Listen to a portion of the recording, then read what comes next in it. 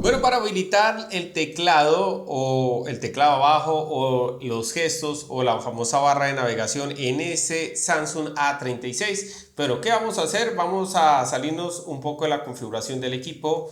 Vamos a pantalla. Bueno, voy a irme desde cero. Vamos a pantalla. Voy acá directamente. Luego casi de último aparece la opción de barra de navegación. Recuerden que acá pueden cambiar algunos sentidos de la configuración, como también el gesto, y pueden, digamos, modificar la sensibilidad que quieran habilitar directamente acá. Entonces, esas son las opciones para habilitar los gestos o la barra de navegación.